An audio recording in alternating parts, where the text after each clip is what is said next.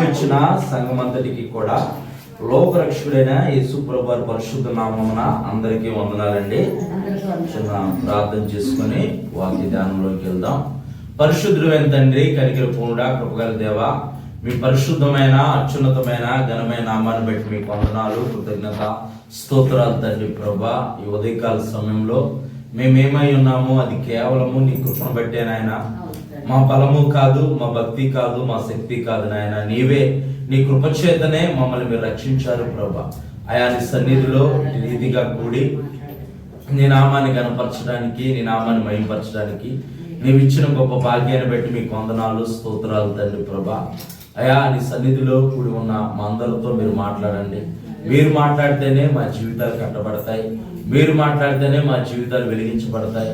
మీరు మాట్లాడితేనే మా జీవితాలు సరిచేయబడతాయి నాయన. అయ్యా, నీ మాటలు తెలివి లేని వారికి తెలివి దయచేస్తాయి నాయన. నీ మాటలతో మా అందరితో మీరు మాట్లాడి ప్రభా, అయా విన్న మాటలు మా హృదయాల్లో మేము ముద్రించుకొని 30 60 100 ఫలించి నీ నిత్యరాజ్యంలో నీతో పాటు యుగాలు జీవించే భాగ్యాన్ని మా అందరికీ మీరు దయచేయమని యేసయ్య పరిశుద్ధ నామమున ప్రార్థిస్తున్నాం పరమ తండ్రి. ఆమేన్, ఆమేన్, ఆమేన్. అందరికీ కూడా మరొకసారి యేసు ప్రభు వారి పరిశుద్ధ నామమున అందరికీ వందనాలండి. దేవుడు మిమ్మల్ని దీవించిన గాక. దేవుడు ఈ 2026 సంవత్సరము జనవరి మాసం మొదలుకొని ఏప్రిల్ మాసం వరకు కూడా ఆయన కృపలో మమ్మల్ని అందరినీ భద్రపరిచారు. పిల్లలకి ఒక విద్యా సంవత్సరం అయిపోయింది. ఇప్పుడు మళ్ళీ 2026 2027 విద్యా సంవత్సరం ప్రారంభమవుతుంది కనుక మరి చదువుకుంటున్న పిల్లల కొరకు కూడా మనము అనుదిన ప్రార్థనలో మనం జ్ఞాపకం చేసుకుందాం. మరి 10th క్లాస్లో కూడా మరి గవర్నమెంట్ స్కూల్లో చదువుకున్న వారు కూడా చాలా మంచి మార్కులు తెచ్చుకున్నారు. మనము గడిచిన వారాల నుంచి కూడా యేసు ప్రభు వారిని శిలువ మరణానికి అప్పగించిన తర్వాత ఆయన శిలువ మీద మరణించి చనిపోయి సమాధిలో పెట్టబడినప్పుడు వారు పునరుద్ధానానికి ముందు లేకపోయే ముందు 3 దినాలు ఏం జరిగిందో మనం మాట్లాడుకుంటున్నాం. గడిచిన దినాల్లో కూడా గడిచిన వారము అంతకు ముందు వారం కూడా మనం మాట్లాడుకున్నాం. ఈ వారంతో ఈ సిరీస్ అయిపోతుంది అన్నమాట. ఈ వారంతో ఈ సిరీస్ అయిపోతుంది. వచ్చే వారం మరొక సరికొత్త వర్తమానాన్ని మనం ధ్యానం చేయబోతున్నాం. ఈ 3వ వారంతో ఈ సిరీస్ అయిపోతుంది. అంటే ఈ 3 వారాలు కూడా ఒక్కొక్క వారం కింద ఒక్కొక్క కార్యాన్ని మనం ధ్యానం చేస్తున్నాం. ఒకవేళ ఎవరైనా సరే మరి లైవ్ లో కానీ యూట్యూబ్ లో కానీ ఎవరైనా వాచ్ చేస్తున్న వారు ఎవరైనా ఉంటే కనుక ఈ 3 సిరీస్ చూడండి. దేవుడు చాలా అద్భుతమైన వర్తమానాన్ని దేవుడు మనకి అనుగ్రహిస్తున్నాడు. గడిచిన వారము అంతకు ముందు వారం కూడా, ముందు వారం ఏమో యేసు ప్రభు వారు పాతాళానికి వెళ్ళి పాతాళం యొక్కయు మరణం యొక్కయు అధిపతి అయిన అపవాదిని ఓడించి పాతాళం యొక్కయు మరణం యొక్కయు తాళపు చెవులు ఆయన స్వాధీనపరుచుకున్నాడని ధ్యానం చేస్తాం. గడిచిన వారము ఆయన అలాగే పాతాళానికి దగ్గరగా ఉన్న, పాతాళానికి పరదేశుకి మధ్యలో పెద్ద అగాధం ఉంది. అప్పుడు పరదేశు పాతాళంలో ఒక భాగంగా ఉంది. కానీ పాతాళం వేరు, పరదేశు వేరు. ఆ పరదేశులోకి వెళ్ళి నీతిమంతుల్ని ఆయన విడిపించి ఆ పరదేశు యొక్క స్థానాన్ని మార్చి దేవుని యొక్క రాజ్యంలోనికి, దేవుని యొక్క సన్నిధిలోనికి ఆ పరదేశం తీసుకెళ్ళినట్టు మనం చూసాం. దేవుని నామానికి మహిమ కలుగును గాక. ఈ ఉదయకాల సమయంలో కూడా మరొక కార్యాన్ని మనం ధ్యానం చేద్దాము. పరిశుద్ధ గ్రంథమైన బైబిల్లో నుంచి 1 పేతురుకు రాసిన పత్రిక 3వ అధ్యాయము 18 నుంచి 20 వచనాలు. 18 నుంచి 20 వచనాలు. మన చర్చి ఛానల్ పేరు Jesus Christ resurrection power church. యేసుక్రీస్తు పునరుద్ధాన శక్తి పరిచర్య. దాదాపు ఇప్పటి వరకు కూడా 60 మంది సబ్స్క్రైబర్స్ అయ్యారు. దేవుని నామానికి మహిమ కలుగును గాక. 1 పేతురుకు రాసిన పత్రిక 3వ అధ్యాయము 18 నుంచి 20 వచనాలు మనం చదువుకుందాం. ఇక్కడ యేసు ప్రభు వారు పునరుద్ధానానికి ముందు 3 రోజులు జరిగిన కార్యాల గురించి మనం మాట్లాడుకుంటున్నాము. వాటిలో 2 కార్యాలు గడిచిన 2 వారాలు మనం ధ్యానం చేస్తాం. ఈ వారంతో ఈ సిరీస్ అయిపోతుంది. ఈ వారము దేవుడు ఆ 3 రోజుల్లో చేసిన ఒక కార్యం గురించి మనము మాట్లాడుకుందాం. ఇది చాలా ప్రాముఖ్యమైనది. చదువున్నాను. ఏలయనగా మనలను దేవుని వద్దకు తెచ్చుటకు. ఎవరు? ప్రభు అయిన యేసుక్రీస్తు అంట మనలను దేవుని వద్దకు తెచ్చుటకు. మనం దేవునితో లేమా?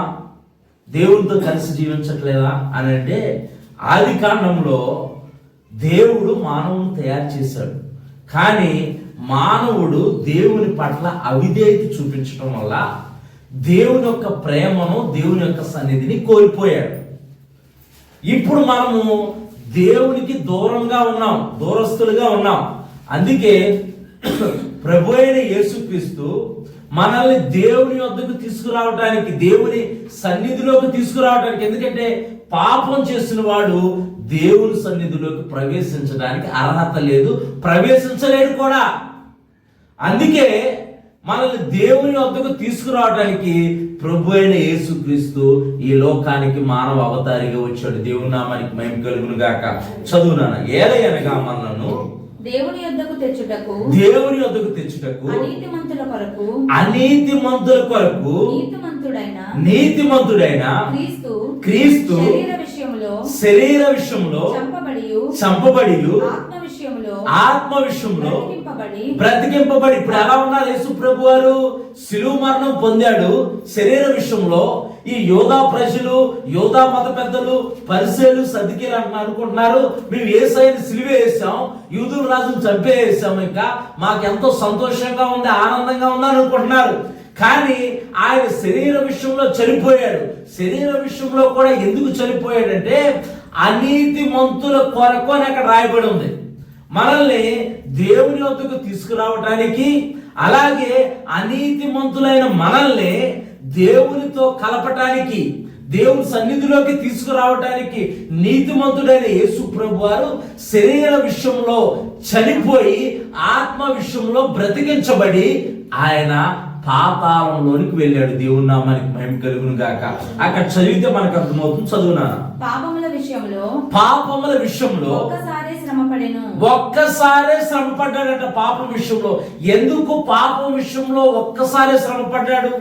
పాత నిబంధన కాలంలో దేవుడు ఇజ్రాయెల్ ప్రజల్ని 430 సంవత్సరాల బానిసత్వం నుంచి విడిపించి వారిని పాలు తేళ్లు ప్రవహించే కానాను దేశానికి నడిపించే కాలక్రమంలో సీనాయి పర్వతం యొద్ద దేవుడు ధర్మశాస్త్రాన్ని ఇజ్రాయెల్ ప్రజలకి ఇచ్చాడు. ధర్మశాస్త్రం అంటే దేవుని ఆజ్ఞలు, దేవుని కట్టడలు దేవుడు ఇచ్చాడు. దేవుడిచ్చి మనిషిని యొక్క పాపం పోవాలనంటే మీరు బలు అర్పించాలని దేవుడు ఒక నియమం పెట్టాడు. ఆ నియమం ఎందుకు పెట్టాడంటే అది యేసు ప్రభు వారికి ఛాయారూపంగా ఉంది.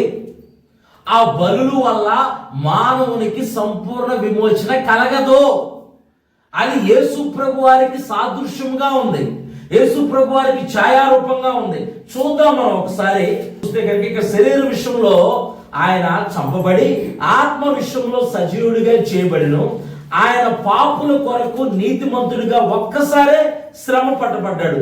ఎందుకు ఒక్కసారే శ్రమపరచబడ్డాడు అని అంటే, ఇక్కడ మానవుడు చేసిన పాపానికి దేవుడు న్యాయం తీర్చుటకు మధ్య సమాధానం కుదర్చడమే ఈ ప్రాయశ్చిత్తం. అంటే మానవుడు చేసిన పాపాన్ని, మానవుడు పాపం చేశాడు, దేవుడు న్యాయం తీరుస్తాడు. ఆ న్యాయం తీర్చడానికి మధ్యలో ఉన్నదే ప్రాయశ్చిత్తం. ఇజ్రాయెల్ ప్రజలు దేవుడు బలుల్ని పెట్టాడు, ఒక నియమం పెట్టాడు, బలి అర్పించాలి. వారు తప్పిదం చేస్తే, పాపం చేస్తే బలులు అర్పించాలని చెప్పి ఒక నియమం పెట్టాడు. మనం జాగ్రత్తగా చూడాలంటే లేవి కాండము 16వ అధ్యాయంలో మనం చూస్తే గనక ప్రాయశ్చిత్తం దినం అనే ఒక దినం ఉంటుంది అనమాట. ప్రాయశ్చిత్తం రోజు అని ఒక రోజు ఉంటుంది.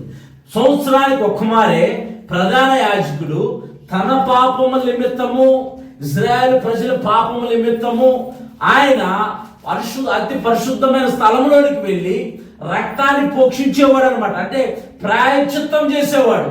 కానీ ఆ బలుల వల్ల, ఆ అర్పణ వల్ల మానవునికి సంపూర్ణ విమోచన కలగట్లేదని ఇక్కడ పరిశుద్ధ గ్రంథమైన బైబిల్ చెబుతుంది. యోహాను సువార్త 1వ అధ్యాయము 29వ వచనంలో, ఇదిగో లోక పాపములు మోసుకెళ్ళు దేవుని గొర్రె పిల్లగా ఆయన కనబడుతున్నాడు.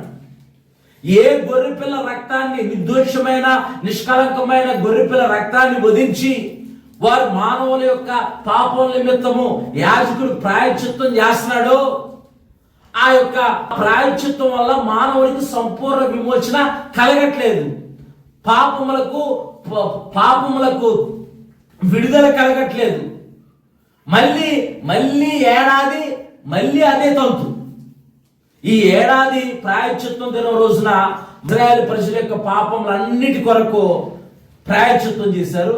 మరుసటి ఏడాది కూడా మళ్ళీ అలా చేయాలి.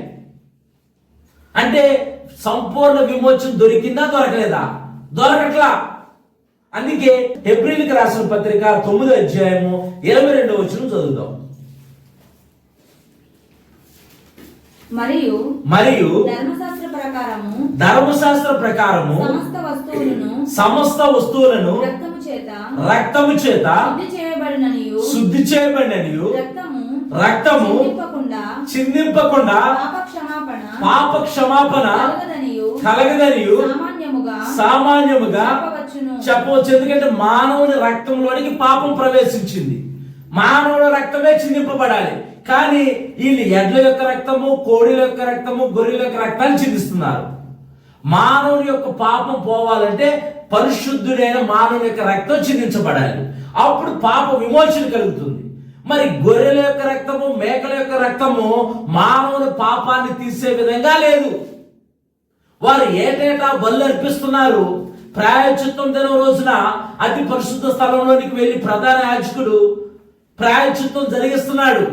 కానీ ఆ ప్రాయశ్చిత్తం వల్ల మానవుడికి పాపము నుంచి సంపూర్ణ విమోచన కలగట్లేదు.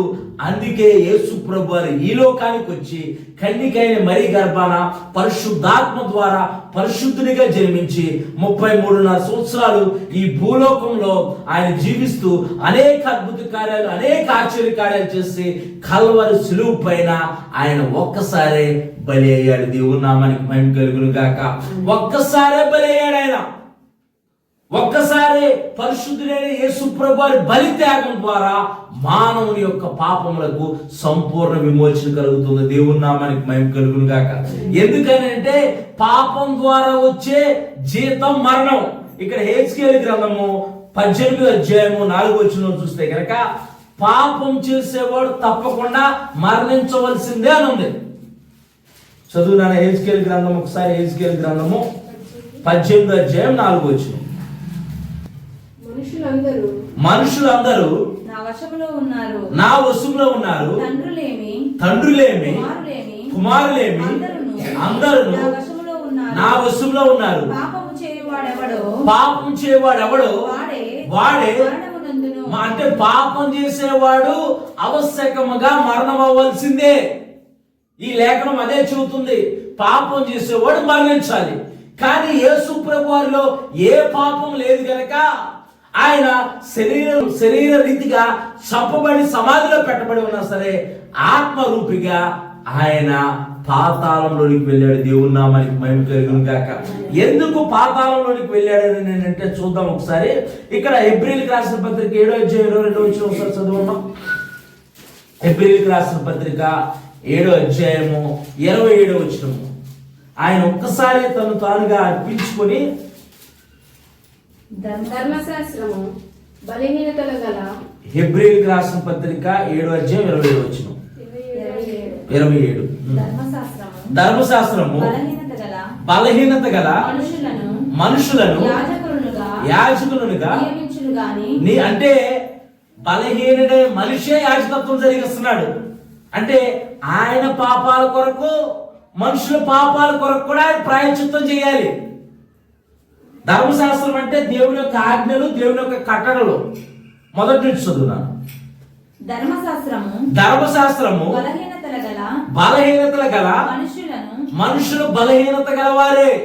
బలహీనత గల మనుషులను యాజకులుగా నియమించును గాని ధర్మశాస్త్రమునకు తర్వాత వచ్చిన ప్రమాణపూర్వకమైన వాక్యము నిరంతరమును సంపూర్ణ సిద్ధి పొందిన కుమారుని నియమించిన గనుక ఈయన ప్రధాన యాజకుని వలె ఆ ప్రధాన యాజకుని వలె మొదట మొదట తన సొంత పాపముల కొరకు తన సొంత పాపముల కొరకు తర్వాత ప్రజల పాపముల కొరకును ప్రజల పాపముల కొరకును దినదినము బలులను అర్పించవలసిన అవసరము గలవాడు కాడు. అవసరం లేదు ఇంకా, ఎందుకంటే ఈ పాపం కలిగిన వ్యక్తి కాదు గనక. అదే ఈయనలో పాపం ఉందనుకో సేమ్ అలాగే ప్రొసీజర్ ఫాలో అవ్వాలి.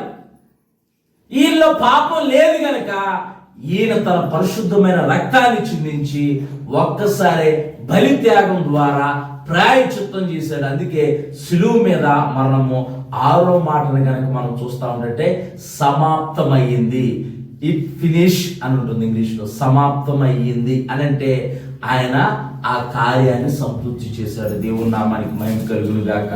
ఇప్పుడు మనము ఒకసారి మొదటి పేతురుకు రాసిన పత్రిక 3వ అధ్యాయము 19వ వచనం దగ్గరికి వద్దాం. 3వ అధ్యాయము 19వ వచనం దగ్గరికి వద్దాం. దేవుని దీర్ఘశాంతము ఇంకా కనిపెట్టుచుండినప్పుడు, ఇంకా అంటే దేవుడు దీర్ఘశాంతంగా కనిపెట్టుచున్నాడంట. ఎందుకు కనిపెడుతున్నాడంటే అక్కడ రాయబడి చదువు. పూర్వము నోవాహు దినములలో వాడ సిద్ధపరచబడుచుండగా అవిధేయులైన వారి యొద్దకు అనగా ఎందుకనంటే నోవాహు దినాల్లో ప్రజలు ఏ విధంగా ఉన్నారనంటే ఒక్కసారి మనం ఆది కాండంలోనికి వెళ్తే కనపడుతుంది. అక్కడ మామూలుగా చదువుకుందాం. అది ఆది కాండంలోకి వెళ్ళాము. 6వ అధ్యాయం అనుకుంటా. ఆది కాండము 7వ అధ్యాయం. ఒకసారి 5వ వచనం చదువు. 5వ వచనం నరుల చెడుతనము ఒకసారి చెప్పున్నాను. అది 6వ అధ్యాయం 5వ వచనం. ఆది కాండము 6వ అధ్యాయం 5వ వచనం. నరుల చెడుతనము భూమి మీద ఎలా ఉందంట? మంచి లేదంట. చెడుతనం గొప్పగా ఉందంట, మంచి లేదు. నేను మొన్న ఒక 2-3 రోజుల క్రితం ఒక న్యూస్ చదివాను. వాళ్ళ ఆయన ఆ రోజున చికెన్ కూర వండమని అన్నాడని చెప్పేసి అని వాళ్ళ ఆవిడ హెడ్ అయ్యి భర్తను చంపేసిందంట. ఈరోజు వీక్ ఆఫ్ నాన్ వెజ్ ఏమైనా ఉంటామా అని నన్నందుకు హట్ అయిపోయి భర్తను అంటే మనిషిని చంపేయడం అంత సులువైపోయిందో చూడండి. అసలు సోషల్ మీడియా చూస్తా ఉందంటే ఎలా చంపుతున్నారంటే కిరాతకంగా చంపుతున్నారు మనుషుల్ని. చాలా కిరాతక అంటే మనుషుల్లో ఏం పెరిగిపోతుంది? క్రూరత్వం పెరిగిపోతుంది, ప్రేమ పెరగట్లేదు. అందుకే పరిశుద్ధ గ్రంథమైన బైబిల్ ఎప్పుడో చెప్పింది, అంత్యదినములందు ప్రేమ చల్లారిపోను. నీలో ప్రేమ ఉండాలని అంటే ప్రభు నీలో ఉండాలి. ప్రభు నీలో లేడనుకో లోకానుసార ప్రేమ అవసరమైతే ఉండితే, అవసరం లేకపోతే ఉండదు. అంతే. ఒక మాటలో చెప్పుకోవాలంటే మనం నీకు అవసరం, ఆ మనిషి వల్ల నీకు అవసరం అనుకో నువ్వు ప్రేమిస్తావు. ఆ మనిషి వల్ల నీకు అవసరం లేదనుకో వాడిని లేపేస్తావు. ఎందుకంటే నేను హర్ట్ అయ్యాను, నా మనోభావాలు దెబ్బతిన్నాయి అని అంటావు. సింపుల్గా అంతే. అంటే లోకానుసారమైన ప్రేమ. అదే నిజమైన ప్రేమ అనుకో ఎదుటివాడు గాయపరిచినా సరే ఓర్చుకునేది, సహించుకునేది, ఓర్పు కలిగి ఉండిద్ది, సహనం కలిగి ఉండిద్ది. ఇది ప్రకటిస్తుంటే మతం మారుస్తున్నారు అని అంటున్నారు. క్రైస్తత్వం అంటే మతము కాదు, మార్గం. నీ బ్రతుకు మార్చుకో, నీ జీవితాన్ని మార్చుకో, మరి ముఖ్యంగా నీ హృదయాన్ని మార్చుకో. మార్కు సువార్త 7వ అధ్యాయం ఒకసారి తినాను. మార్కు సువార్త 7వ అధ్యాయము 21 నుంచి చదువు ఒకసారి. ఇది యేసు ప్రభువు వారు భూమి మీద ఉన్నప్పుడు చెబుతున్నారు. నేను ఈ భూలోకానికి ఎందుకు వచ్చానని ఆయన చెబుతున్నాడు. మతం మార్చడానికి వచ్చానా, ఏం మార్చడానికి వచ్చానని చెప్పి ఆయన చెబుతున్నాడు స్పష్టంగా. ఎవరు మారాలి, అసలు మానవుడు ఎలా ఉన్నాడు చెబుతున్నా. అక్కడ స్పష్టంగా చదివితే అర్థమైపోయింది మనకి. 7:21 లోపల నుండి అనగా మనుషుల హృదయంలో నుంచి అంట దురాలోచనలు. మొట్టమొదటి ఏంటి? దురాలోచన. లెక్క పెట్టండి ఎన్నో. దురాలోచన, జారత్వములు, దొంగతనములు. ఫస్ట్ దురాలోచన అంటే ఎదుటివాడిని పడగొట్టాలని, ఎదుటివాడిని దోసుకోవాలని, ఎదుటివాడిని నాశనం చేయాలి. దురాలోచన. తర్వాత జారత్వం, వావి వరసలు లేకుండా జీవించడం. ఇప్పుడు ప్రస్తుతం సమాజం అలాగే ఉంది. ఎలా ఉంది? వావి వరుసలే ప్రస్తుతం సమాజం.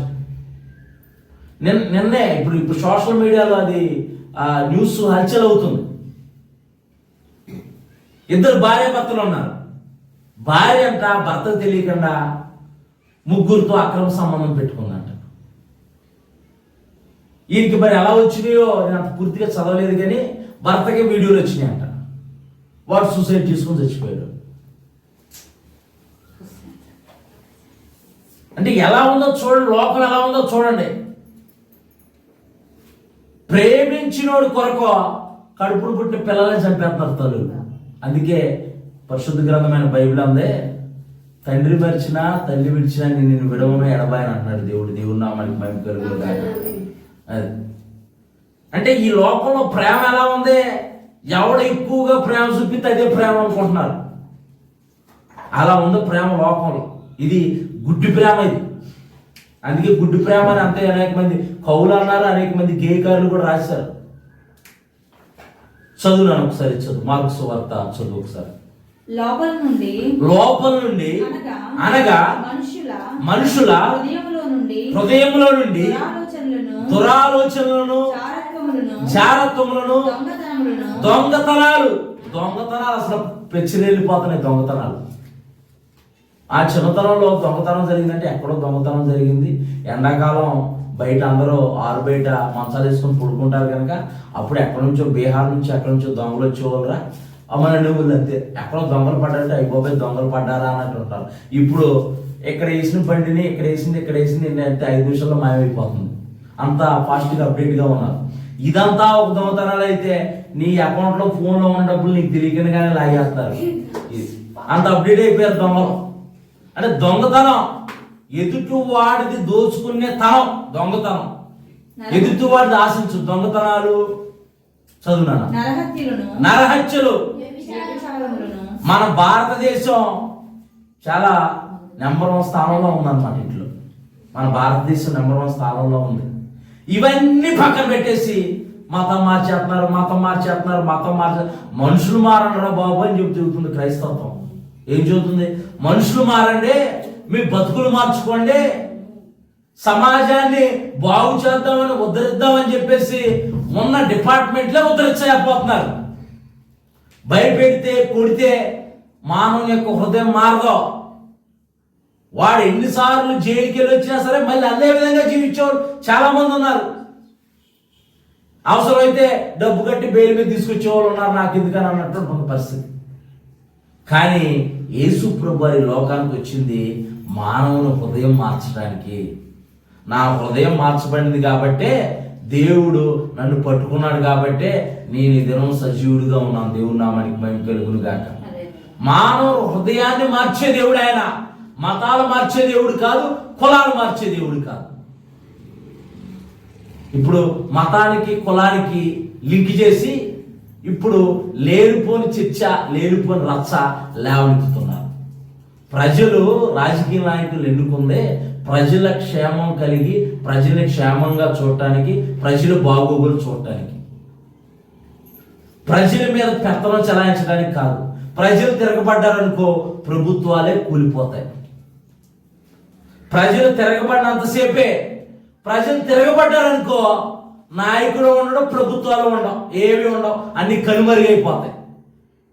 ప్రజల ముందు ఏది కూడా నిలబడదు. వాళ్ళకు ఒక్కసారి కోపం వచ్చిందా, ఒకసారి వాళ్ళకి ఏదైనా బాధ అనిపించిందా, వాళ్ళు తిరుగుబాటు మొదలు పెట్టారా, ఆ తిరుగుబాటు ముందు ఏది ఉండదు.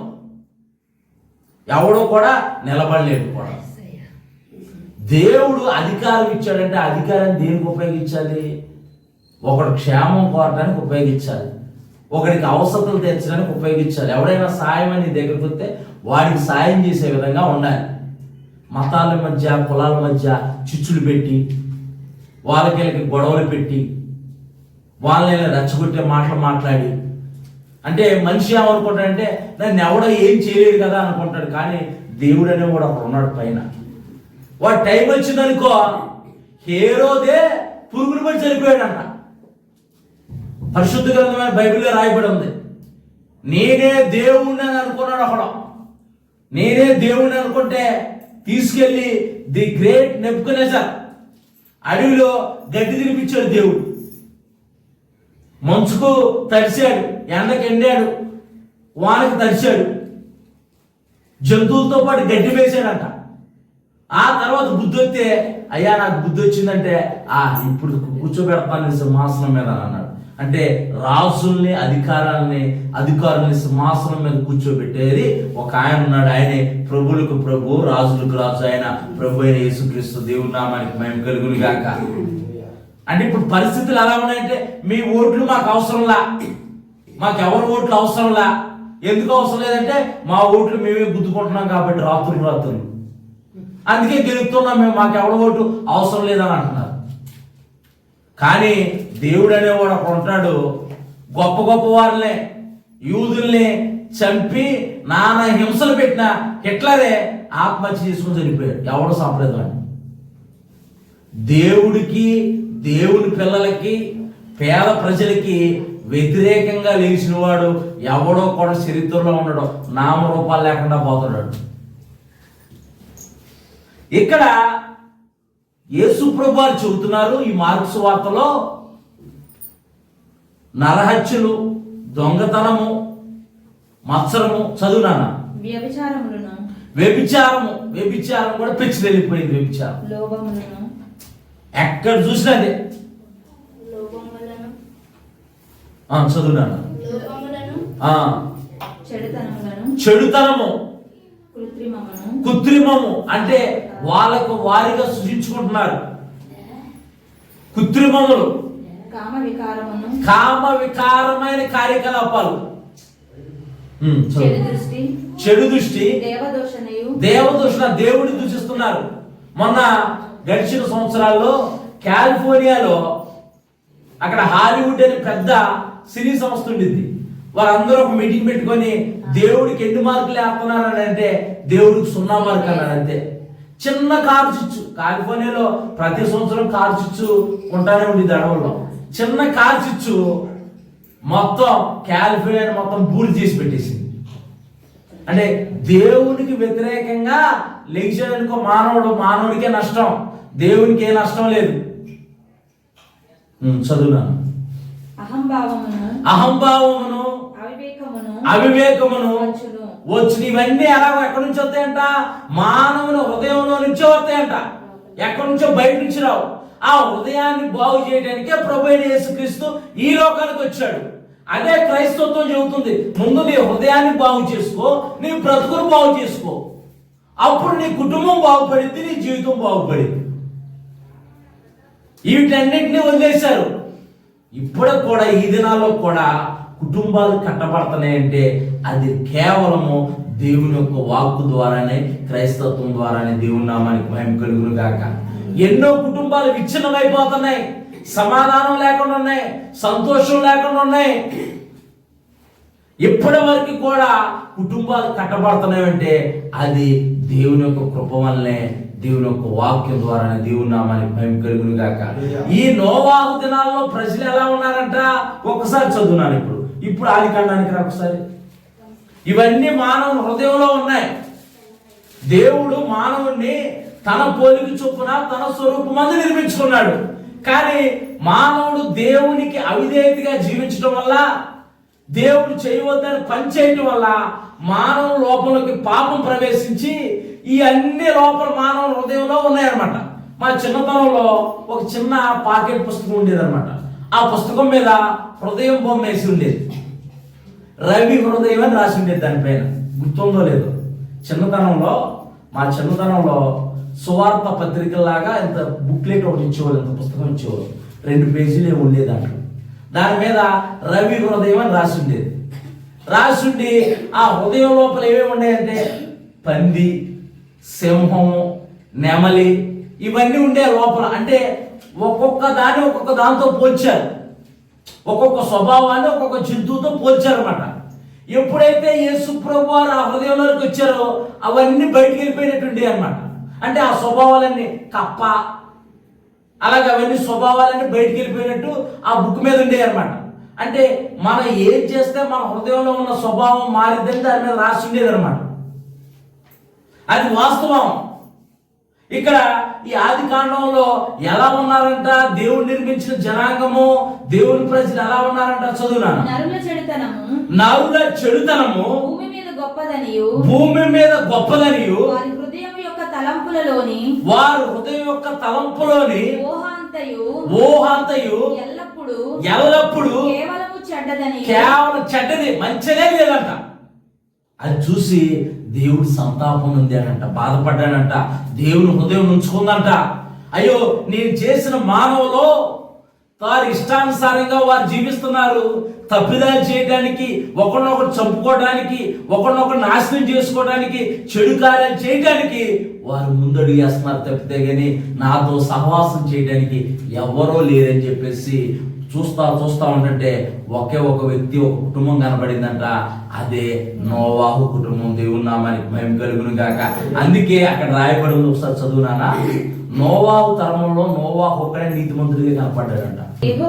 యెహోవా ఈ తరము వారిలో నీవే నా ఎదుట నీతిమంతుడివై ఉండుట చూచితిని. నోవాహు ఒక్కడే కనపడ్డాడంటే దేవుని దృష్టి నీతిమంతుడు. అంటే భూమి అప్పటి వరకు భూమి మీద ఉన్న జనాంగం అంతా ఎలా ఉన్నారు? మనుషుల యొక్క హృదయం యొక్క ఊహంతా, తలంపులంతా చెడ్డగా ఉన్నాయంట. వారు కూడా పెళ్లి చేసుకుంటూ, పెళ్లికిచ్చుకుంటూ, తిరుగుతూ, తాగుతూ బతుకుతున్నారు. దేవుడు జలప్రలయాన్ని నేను రప్పించబోతున్నాను, సువార్త ప్రకటించడం అంటే దాదాపు 120 సంవత్సరాల సువార్త ప్రకటించిన ఒక్కడ కూడా బైబిల్తో దేవుణ్ణి అంగీకరించలేదంట. అందరూ జలప్రలయంలో వారు నశించిపోయారు.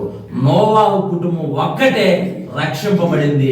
నోవాహు కుటుంబంలో ఉన్న కుమారులు షేము, హాము, యాఫెతు ద్వారా మళ్ళీ దేవుడు ఒక నూతన జనాంగాన్ని వృద్ధి చేశాడు. దేవుని నామానికి మహిమ కలుగును గాక. ఇప్పుడు ఈ అవిధేయులైన వారి వద్దకు ఎవరు వెళ్ళారో చూద్దాం ఒకసారి. ఇప్పుడు పేతురు రాసిన పత్రికలోకి వచ్చామో, మొదటి పేతురు రాసిన పత్రిక 3వ అధ్యాయము 19వ వచనం చదువు. యాషో దాంట్లో వాక్యం దేవుని దీర్ఘశాంతము కనిపెట్టుచున్నప్పుడు పూర్వము నోవాహు దినములలో వాడ సిద్ధపరచబడుచుండగా అవిధేయులైన వారి యొద్దకు అనగా చెరలో ఉన్న వీళ్ళు ఎక్కడ ఉన్నారంట? అవిధేయులై చెరలో ఉన్నారంట. అంటే పాతాళంలో ఉన్నారు, చెరలో ఉన్నారు, పాతాళంలో ఉన్నారు. ఆయన ఆత్మరూపిగానే వెళ్ళి వారికి ప్రకటించు. అంటే ఏం ప్రకటించాడో చూద్దాం ఒకసారి. కొలస్సీలకు రాసిన పత్రిక, త్వరగా వెళ్ళిపోదాం, సమయం అయిపోతుంది. కొలస్సీలకు రాసిన పత్రిక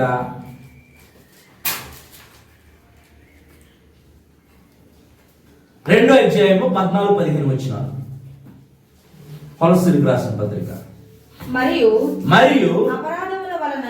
అపరాధముల వలనను శరీరమందు కొలస్సీలకు రాసిన పత్రిక 2వ అధ్యాయం 14-15 వచనాలు. దేవుడు వ్రాతపూర్వకమైన ఆజ్ఞానం ఉందా? 14. కొలస్సీలకు రాసిన పత్రిక 2వ అధ్యాయం 14-15 వచనాలు. కంటిన్యూ ఉందా? 13 నుంచి 13 చదివి. మరియు అపరాధముల వలనను శరీరమందు సున్నతి పొందక ఉండుట వలన మీరు మృతులై ఉండగా దేవుడు దేవుడు ఏం చేశాడంటే, ప్రభువైన యేసుక్రీస్తు ఏం చేశాడో ఇక్కడ మనం చూద్దాం. అవిధేయులైన వారి వద్దకు వెళ్ళి ప్రకటించబడింది ఆనందం. ఆయన అసలు ఏం ప్రకటించాడు అవిధేయులైన వారి వద్దకు వెళ్ళి ఆనందం చూద్దాం ఒకసారి. దేవుడు వ్రాత రూపకమైన ఆజ్ఞల వలన మన మీద రుణముగా ఉందంట. పాపం ఎలా ఉందంట? రుణముగా ఉందంట. అది కోళ్ళ యొక్క రక్తము, మేకల యొక్క రక్తం వల్ల రుణం తీర్చబడట్లా. చదువమ్మా. మనకు విరోధముగా కూడా ఉందంట. మనకి దేవునికి మధ్య విరోధముగా, అడ్డుబండగా, అడ్డుగోడగా ఉంది. చదువు. ఒకసారి వెనక నుంచి చదువు. మనకు విరోధముగా నుండిన పత్రమును మేకులతో సిలువకు కొట్టి దాని మీద చేయురాతను తుడిచివేసి మనకు అడ్డము లేకుండా దాన్ని ఎత్తివేసి మన అపరాధముల అన్నిటినీ క్షమించి ఆయనతో కూడా మనల్ని జీవింపజేశాడంట ప్రభు అయిన యేసుక్రీస్తు. దేవుని నామానికి మహిమ కలుగును గాక. మనం దీంట్లో మొదటి పేతురుకు రాసిన పత్రిక 3 అధ్యాయాలు చూస్తే మానవునికి దేవునికి మధ్య అడ్డుగా ఉన్న అడ్డుబండను పాపమును ఆయన అనీతిమంతుల కొరకు ఆయన ఒక్కసారి శిలువ మరణం పొందాడు. శిలువ మరణం పొంది ఇక్కడ కొలస్సీలకు రాసిన పత్రిక 2వ అధ్యాయము 13వ వచనం నుంచి మనం చదువుతా ఉంటే దేవుడు రాతపూర్వకమైన ఆజ్ఞను మానవుడికి ఇచ్చాడు. మరి ఆ ఆజ్ఞను మళ్ళీ దేవాతి దేవుని కుమారుడిగా వచ్చిన ప్రభు అయిన యేసుక్రీస్తే తన పరిశుద్ధ రక్తంతో ఆ చేయురాతను తుడిచివేశారంట. దేవుని నామానికి మహిమ కలుగును గాక. పాపం మన మీద ఎలాగుందంటే రుణముగా ఉంది, దేవునికి మనకి అడ్డుగా ఉంది, అడ్డుబండగా ఉంది. ఆయన ఆ అడ్డుబండను తన శిలువ రక్తం చేత కూల్చి సంధి చేసి దేవునితో మానవుల్ని సమాధానపరిచాడు, ప్రాయశ్చిత్తం చేశాడు.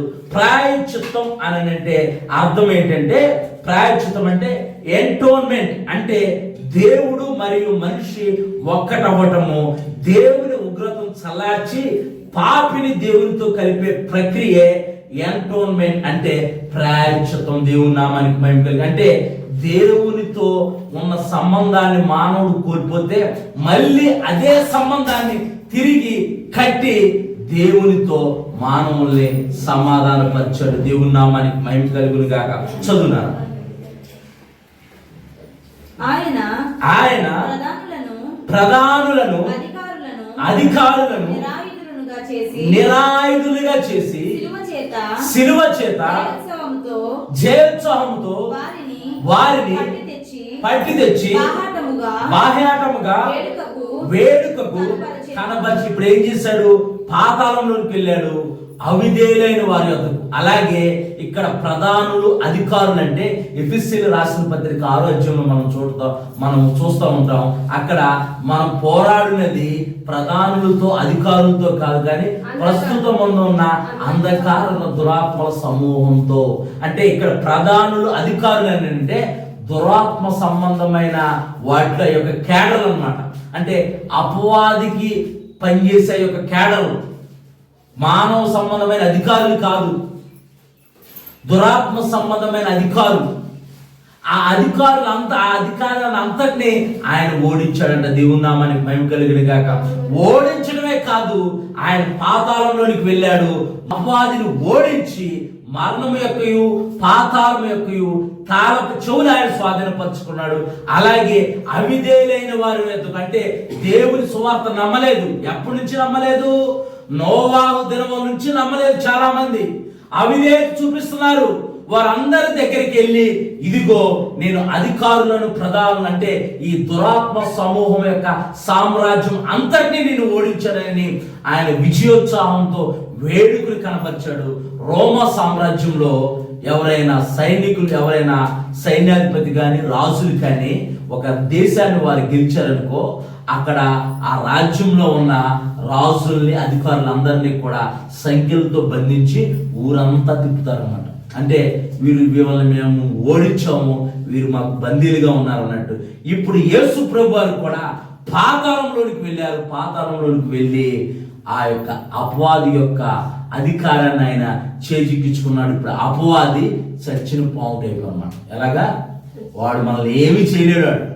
నువ్వు యేసు రక్తాన్ని పలుకుతా ఉండు, యేసు నామాన్ని పలుకుతా ఉండు, వాడు ఏదో చెయ్యాలని వస్తాడు కానీ వాడు మనల్ని ఏమీ చేయలేడు. వాడు మనల్ని ఏదైనా చెయ్యాలని అంటే మన వెనకాల ఉంది యోధా గోత్రపు సింహం. దేవుని నామానికి మేము కలుగును గాక. వాడు భయపెడతాడంటే ఆ భయపెట్టేసి కుప్పగంతులు వేస్తా ఉంటాడు. దానికే మనం హళ్ళెత్తిపోయి భయపెట్టిపోయామని అనుకో, ఇంకెందుకు విశ్వాస జీవితం? భయపెడతాడు కానీ మనం భయపడకూడదు. దేవుని నామానికి మేము కలుగును గాక. వాడి యొక్క అధికారాన్ని అంతటినీ నిరాయుధులుగా చేశాడు ఆయన. వాడి యొక్క తలను చితక తొక్కాడు. మరణం యొక్కయు పాతాళం యొక్కయు తాళపు చెవులు స్వాధీనపరుచుకున్నాడు. వాడికి సంబంధించిన అధికారులందరినీ ఓడించాడు ఆయన. ఓడించి అవిధేయులైన వారి వద్దకు ఆయన వెళ్ళి మీరు అవిధేయత చూపించారు. దేవుడి కట్టలని మీరు అంగీకరించలేదు. దేవుని సువార్తను మీరు అంగీకరించలేదు. నోవాహు దినములో సువార్త ప్రకటించబడింది, మీరు సువార్తను నమ్మలేదు. ప్రవక్తల ద్వారా సువార్త ప్రకటించబడింది, మీరు నమ్మలేదని చెప్పేసి ఆయన వారందరికీ కూడా తన విజయోత్సాహాన్ని చూపించాడు. దేవుని నామానికి మహిమ కలుగును గాక. ఆయన సాధించిన విజయాన్ని చూపించాడు. ఆయన సాధించిన విజయాన్ని చూపించి ఆయన నీతిమంతుల యొద్దకు వెళ్ళి నీతిమంతులందరినీ కూడా ఆయన యొక్క నిత్యరాజ్యంలోనికి స్థానం కల్పించాడు.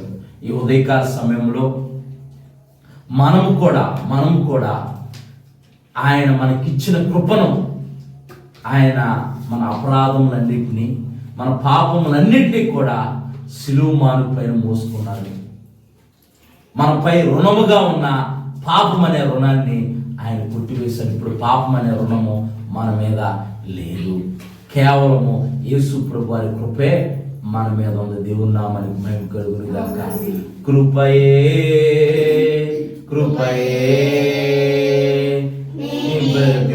ఉన్నానంటే కృపయే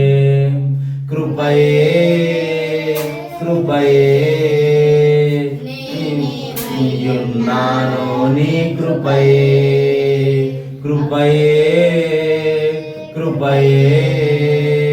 నీ బ్రతికి ఉన్నానంటే కృపయే. అర్హత లేకున్నా ప్రేమించావు, ఇది కేవలం నీ కృపయే.